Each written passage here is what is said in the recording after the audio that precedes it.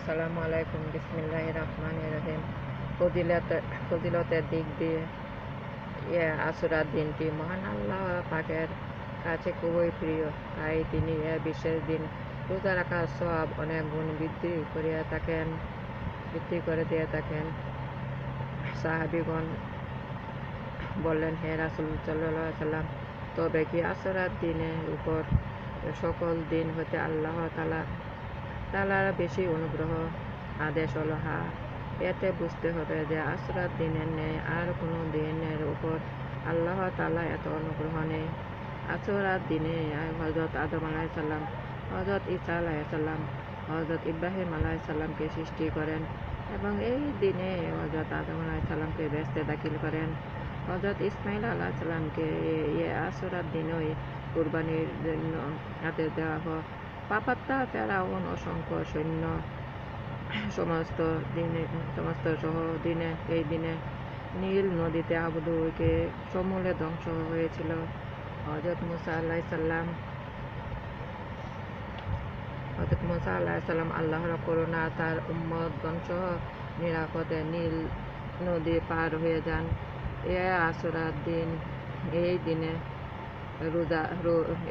দিনে রোজ কিয়ামত হবে। রাসূলের সাহাবীগণ রাসূলুল্লাহ সাল্লাল্লাহু আলাইহি সাল্লামকে জিজ্ঞাসা করেছিলেন, হে রাসূলুল্লাহ,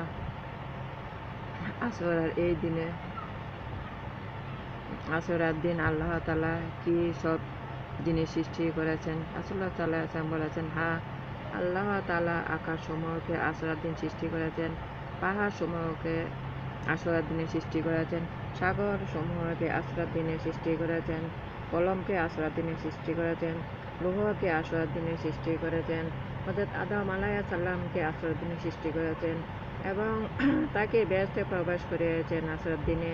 হযরত ইব্রাহিম আলাইহিস সালাম জন্মগ্রহণ করেন এই দিনে, আশুরার দিনে। হযরত ইসমাঈল আলাইহিস সালাম এর জবহর বদলে দুম্বা উৎসর্গ করা হয়েছিল এই দিনে, আশুরার দিনে।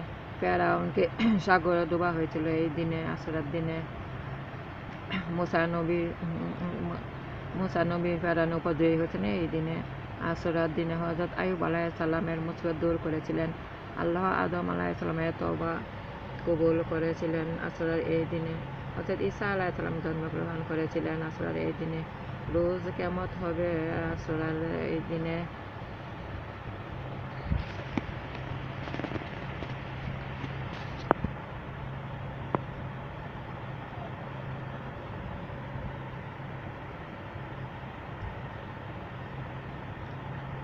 কাজ মুজাদ্দিদে বায়াত গ্রহণ করুন। আল্লাহর প্রাপ্তির সহজ পথ।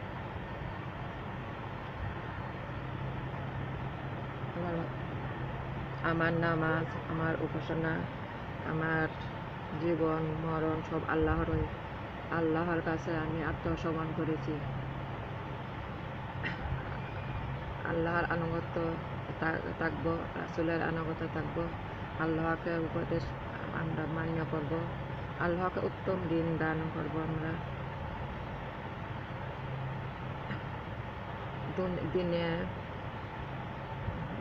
দুনিয়া আখিরাতে কল্যাণ দান করো।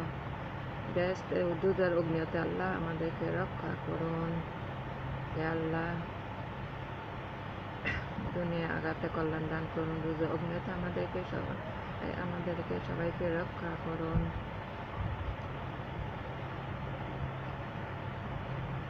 আসুন আমরা বেশি করে আল্লাহ খুশির জন্য বেশি করে রাসূলের দরুদ শরীফ পাঠ করি। রাসূল আমার হযরত মুহাম্মদ সাল্লাল্লাহু আলাইহি সাল্লামকে খুশি করতে পারলে আল্লাহ খুশি হবেন। কিয়ামতের দিন আল্লাহ আমাদের আমলনামা দরুদ শরীফ বেশি পড়লে হয়তো আল্লাহ ক্ষমা করে দিতে পারেন। তাই আসুন আমরা সব সময় বেশি করে আল্লাহর জিকির করি, রাসূল সাল্লাল্লাহু আলাইহি সাল্লামের উপর দরুদ বেশি করে পড়ি। দরুদ বেশি করে পড়লে আপনি নাজাত পেতে সহজ হবে, আল্লাহর কাছে দোয়া কবুল হয় বেশি করে। আসুন আমরা সবাই মিলে আল্লাহকে খুশি করা, রাসূলের উপর দরুদ বেশি করে পড়ি, আল্লাহকে খুশি করি। কিয়ামতের দিন আল্লাহর আধিপত্য থাকবে। সেদিন একমাত্র আল্লাহ ছাড়া আর কেউ কোনো ক্ষমতা নাই আমাদেরকে বাঁচাবার। তাই আসুন আমরা যতদিন বেঁচে থাকবো দুনিয়া কাজের পাশাপাশি আল্লাহর কাজ করব, আল্লাহকে খুশি করব। আল্লাহ খুশি করতে হলে, মহান আল্লাহ তাআলাকে খুশি করতে হলে আমার রাসূল সাল্লাল্লাহু আলাইহি সাল্লামকে আগে খুশি করতে হবে। তাই আসুন আমরা সবাই রাসূলের প্রতি বেশি করে দরুদ শরীফ পড়ি, আসলে আনুগত্য থাকি, আল্লাহর আনুগত্য আমরা থাকি, আল্লাহকে উত্তম ঋণ দান করি, আল্লাহকে উত্তম ঋণ দান করি, আল্লাহর উপদেশ আমরা মেনে করব দুনিয়ার পাশাপাশি। বিসমিল্লাহির রহমানির রহিম। আসসালামু আলাইকুম। লা ইলাহা ইল্লাল্লাহু মুহাম্মাদুর রাসূলুল্লাহ সাল্লাল্লাহু আলাইহি ওয়াসাল্লাম।